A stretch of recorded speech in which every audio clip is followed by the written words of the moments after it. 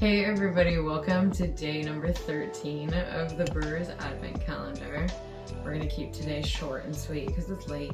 And I'm not having fun anymore. I keep getting scolded. Yeah, Tommy. I still Tommy has to look at the camera. It's got this bright light. It's just like I keep looking up to the side, but I guess it looks like I'm staring off into space. Well, yeah, I'm just trying not to get blinded by the ring light. And then I guess the other day I scratched my armpit and she's like, don't do that again. She's not very nice. The production manager's mean on this site. Think I need to unionize?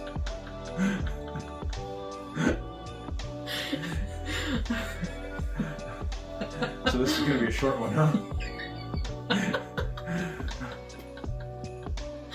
Beer. Oh, goodness, That's why we're here. we're here for beer, guys. Hopefully you get a good laugh out of our laughter. So yeah, let's figure out where on this box that number 13 is. Oh, I'm sure it's not. I think it's going to be at the bottom. That's my guess. Today it's at the bottom. Second row to the Oh, bottom. second row at the bottom. Okay. Underneath 12. Underneath 12? Yeah. So we're at 13. Make sure I'm at 13.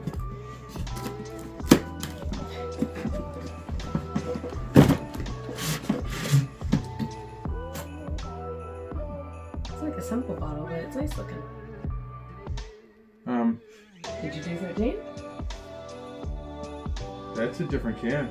Oh. Are we on? Did we just pull the wrong one? I don't know. Did you pull around 13? Well, this is 13, Okay. but it's. Oh, it's on my phone. Never mind. What's that?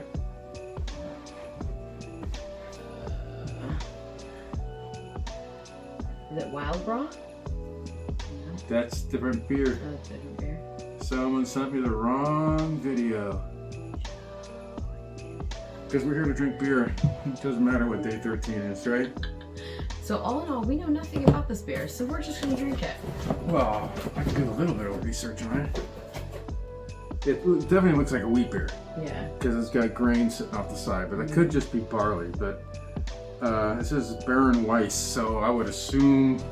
So what's happening right now is what was on their YouTube channel and their app is different from what just came out of door 13. So we're gonna try to figure out what this beer is right now on the fly. So it's a Hefeweizen. Okay. That's what we do know. It's not telling what the IBUs are. Okay. And it's saying it's 5.2% alcohol. So, whatever. Let's do it. Let's do it. I'm kind of excited for the other one, but I won't talk about it because you don't know if it's even in the box.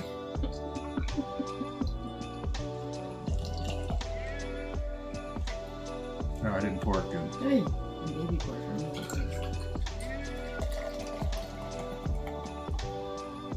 That doesn't have to just touch my. I like the head.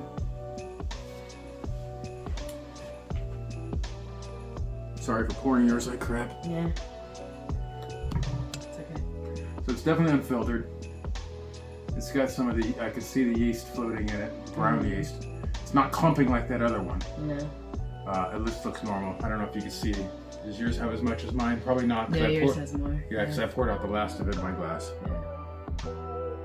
So it's definitely a refreshing note. Mm-hmm. Is that like an apple smell? Yeah. Mm-hmm. Smells like apple cider in a way. Yeah. Which with wheat beers, a lot of times you get like banana notes. Okay. But I'm getting like an apple. Mm-hmm. So, yeah. Which is interesting. A lot of wheat beers will want to put a lemon in it. So it's like, unless it's full moon, I think. And that's the one that does the orange peel. Yeah. Because it's brewed with orange Yeah. peel. Cheers.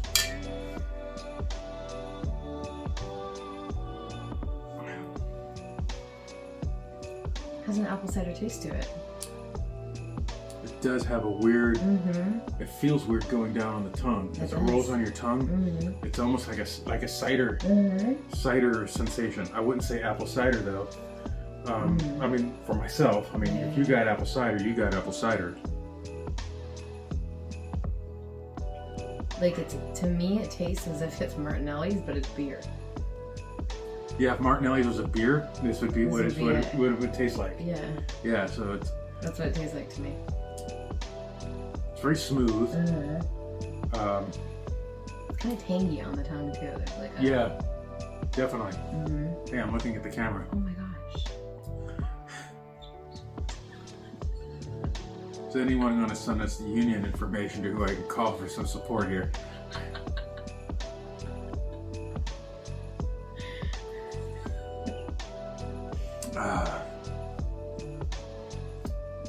Yeah, it's definitely Different. I like it. I don't know that I would want to drink this every day. Like, yesterday's to me was amazing. right. Yeah, This is like a fun, like... it's Different. definitely a good quality beer. This would be like a good thing to like bring to like Anything. a dinner party. If you're going to somebody's dinner party and you want to bring something different and fun, have people like try. It'd be kind of cool. Right. Mm-hmm. Yeah. No. Yeah. It's really good beer. Mm-hmm. Makes me wonder what the heck they're doing at Budweiser. Every time I get one of these beers, it's like in Coors. It's like, man, their beers have like There's people all over the country that buy it, so they're keeping them in business. Yeah, right? but how many of them are buying it because it's the price point? Yeah, I don't know. I mean, that has to be It's easier to get, a Yeah, 'cause 24 pack of that than right. But when you go, but in Germany, these beers are probably the same price as Budweiser because everybody's brewing beer and using probably the same sources of grain and stuff like that. And, yeah, I'm sure there's some with different prices and stuff like that. It's not mass produced Yeah. like Budweiser. I mean, the scale at which you have to produce for the United States is far greater Oh yeah. than what you would do in Germany. And Germany is more about the local pub scene. So you're going to go 2 blocks over and someone else is going to be brewing their beer for their neighborhood and then whatever. And so, I've heard that Germany and Munich and all those places and Austria and Bavaria, they just have so many different breweries just down the street from each other. Mm-hmm. And they're servicing their neighborhoods, whereas Budweiser is servicing the United States. United States. Or wherever from that, And that You can go to Mexico and get your Bud Light. horrible aftertaste that's in Yeah. those beers. I wonder if that's caused because of the corn they're using to try to lighten up the beer Yeah. and put a cheap ingredient in there to get sugar content to actually get the alcohol they need. Yeah, I don't know. Now, there is a reason, well, I won't say this is a reason. I've heard, being a brewer for a few years, and you talk to other brewers and you hear stories and different things about brewing, and one of the things that came up once was somebody was talking about Budweiser, and why is Budweiser called the king of beers? Where you taste Budweiser and it's just like, that's the king of the sewer, maybe. I don't know. It's not this. But he was like, no, their knowledge of brew making is just far superior from a brewmaster standpoint. And what he was saying was, I don't know if this is true, it sounded amazing. I'll just stick with the story though.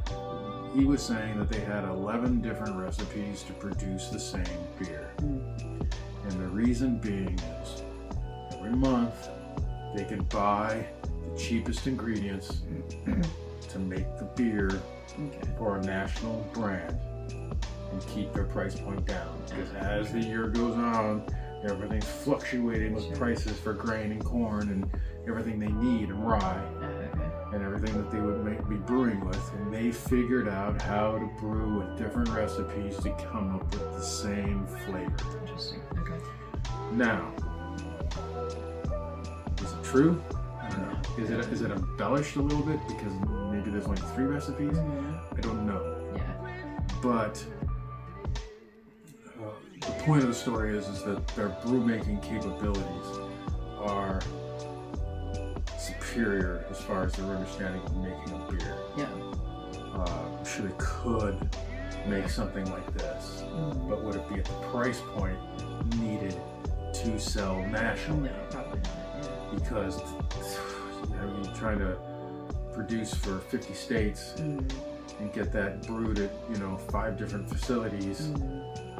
I guess the amount of facilities isn't the problem, but it's the amount of resources that they have to purchase to produce it.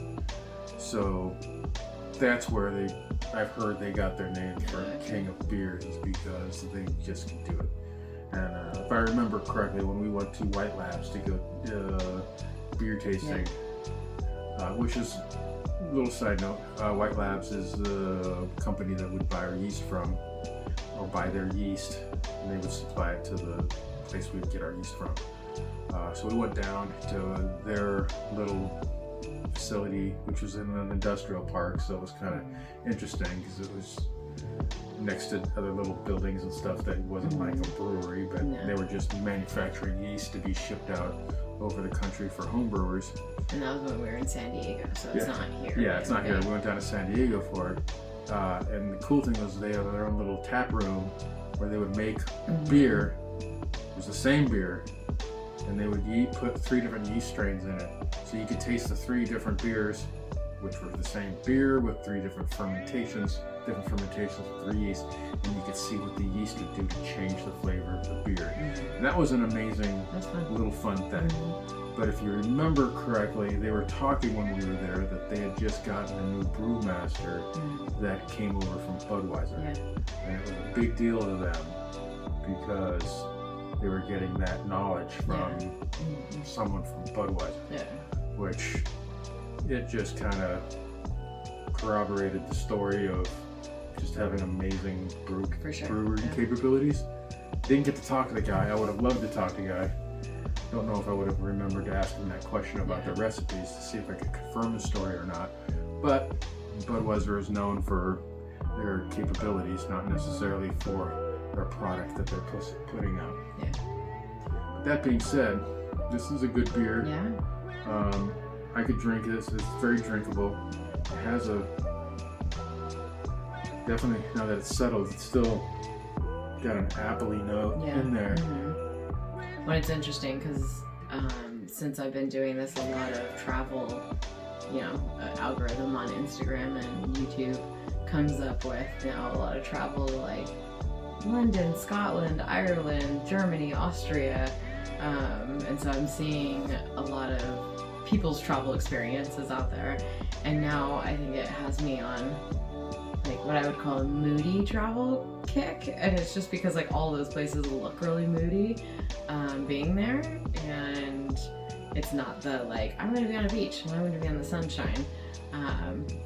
I've been fascinated by some of the photos that I've seen. So. I'm gonna say this to the crowd that's watching us, that when she's saying moody, or like gloomy. Yeah. Gloomy, so gloomy, like I mean it's raining, it's cloudy and gray, but yet there's this castle that just looks epic. And I think people forget, position on the globe. Here in the United States, we're in San Francisco Bay Area, so we have like a Mediterranean climate here. But go farther north, you get Seattle, which is a rainy climate, and that's at the farthest northwest corner of the United States before going into Canada. When you look at Great Britain and you look at Ireland and all them, they're above Seattle, or maybe their southern portion of it is at the same level as Seattle. But you go into Scotland, you're going up into like Vancouver and like the same northern, is that latitude or longitude? I don't forget which way it is, but either way, the same far north as. It's different. I went through went down like a blog / travel rabbit hole tonight, just like looking at stuff, and I was like, oh, this is so cool. I was like, I want to go. Yeah, I would love to just go to Scotland and stay there for a week or two and just kind of check things out and check out the little pub scenes and or whatnot, and go check out the Highlands. And as cool as it would be, maybe want to go there and make some dead of summer, because it's still going to be... It's still going to be like 60 degrees outside. It's still kind of cold there at night, so... At night during the day. Yeah. I was reading one blog post today that it's like, you might need to bring a jacket. And I was like, bring a jacket? 60 degrees is like cold here where we live. Right. You're definitely bringing a jacket then. Right, yeah, so there's a reason why they had overcoats, and you see those movies from the 1500s where they've got, you know, they're all layered up and stuff. But they didn't have heaters, their houses were cold. They were wearing 4 or 5 layers of material to keep themselves comfortable. Isn't the same when you look at like, what are the catalogs that used to come in, like the LL Bean and like the catalogs like that? You see that there's this person in this like snow coat that you would never see here in California. But it's like, if they're in Vermont or, you know, New York, that snow coat looks very legit. Oh, it's like going to that be comfortable for company them. I just found for buying jackets. It's kind of like a Canadian version of North Face, but it's called Moose Knuckle. And I was reading up on their clothing, but it was like they were very specific, saying this jacket is for a Canadian winter. And it was rated like severe cold. Right? Like, you know, snowing below 0. Not San Francisco Bay Area winter at a, you know, 55 degrees. 55 degrees cold. You're like, no, it's gonna be way too warm to wear that jacket here. So it's like, yeah, their clothing is very specific for their region. You're not going to be able to wear that here. I mean, maybe if you go snow skiing. Maybe. But those... You still get hot when you're up on the slopes. Sometimes. Yeah, I mean, those... You peel your layers off. They were more like fashion jackets for just wear it off. It wasn't like layered. I mean, so... we'd probably still be too warm with that thing if up in Tahoe, because when you're snow skiing a lot of times it's still only like 28 degrees, 30 degrees, sometimes even 35 degrees. You get a little bit of slush, but you're still out there. So this clothing wouldn't work here. Well, you guys, this is day 13 beer. It was a surprise beer, but we enjoyed it. It's not what we expected as far as the can. We do a little bit of research before we come on, so we have a little bit more to talk to. Our first 2 days were like, we need a little bit of help. Just a beer drink. So at least we could talk about what we were drinking. So Baron Weiss, and it's a Hefeweizen. So all right. So you guys have an amazing evening. If you have not hit that subscribe button yet, please do so. And we will see you guys tomorrow for day 14. See you later. See you. Bye. God bless.